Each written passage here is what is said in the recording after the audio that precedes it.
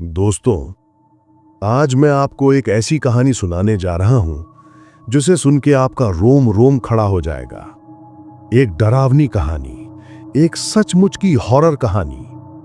तो आइए शुरू करते हैं। गांव पीपली से थोड़ा दूर एक पुराना टूटता सा रास्ता था। दिन में ये रास्ता बिल्कुल आम लगता, लेकिन रात होते ही जैसे ये रास्ता सांस रोककर चुपचाप किसी का इंतजार करने लगता। गांव वाले कहते थे इस रास्ते पर एक औरत की आत्मा भटकती है और बादे शाम कोई भी वहां अकेला नहीं जाता।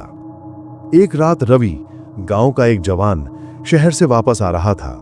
उसकी साइकिल का टायर पंक्चर हो गया और रात काफी गहरी हो चुकी थी। घर जल्दी पहुंचने के लिए उसने पीपली का शॉर्टकट पकड़ लिया। हवा में ठंड थी, पेड़ों की छाया पानी की तरह हिल रही थी। साइकिल चलाते हुए रवि को महसूस हुआ जैसे कोई उसके पीछे आ रहा हो। वो रुका, पीछे देखा। अंधेरा, बस अंधेरा। कुछ दूर आगे बढ़ने पर उसने देखा रास्ते के किनारे एक सफेद साया बैठा था। पहले लगा कोई मुसाफिर होगा, लेकिन जैसे ही वो पास गया जमीन एकदम बर्फ जैसी ठंडी हो गई। साया धीरे धीरे उठकर उसके रास्ते में आ गया। अब रवि देख पाया एक औरत, सफेद साड़ी, गहरी खोखली आंखें और पैर उल्टे। रवि का गला सूख गया। वो मुड़ने ही वाला था कि औरत की खामोशी को चीरकर एक आवाज आई, यहीं से जाओगे? उसकी आवाज हवा की चीख जैसी।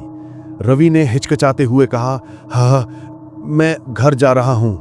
औरत धीरे से मुस्कुराई, एक टेढ़ी अजीब सी मुस्कान। घर? यहीं तो सबका घर है। अचानक रवि के हाथ पैर सर्दी से सुन्न हो गए। उसने साइकिल घुमाई और पैडल मारने लगा, पर रास्ता बदलने लगा। मिट्टी की जगह गीली काली दलदल जैसी जमीन थी। पीछे से वो औरत हंसी। वो हंसी नहीं थी, जैसे हजारों गले हुए लोग एक साथ चीख कर हंस रहे हों। रवि आंखें बंद करके पैडल मारने लगा और जोर से चिल्लाया, भगवान! एक तेज हवा का झोंका आया और सब कुछ शांत हो गया। जब उसने आंखें खोली, वो अपने घर के गेट पर था। सांस फूली हुई, कपड़े मिट्टी से भरे हुए और सुबह हो चुकी थी। घर का दरवाजा खुला, उसकी मां भाग कर आई। रवि, रात भर कहां थे? तुम तो शाम को ही घर आ गए थे। रवि का चेहरा सफेद पड़ गया।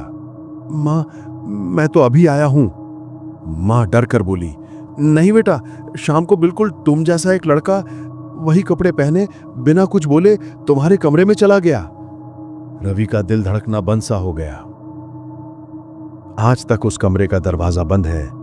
गांव वाले कहते हैं कभी कभी रात को उस कमरे की खिड़की खुद ब खुद खुल जाती है और कोई सफेद साया बाहर झांकता हुआ नजर आता है, जैसे अब भी किसी का इंतजार कर रहा हो।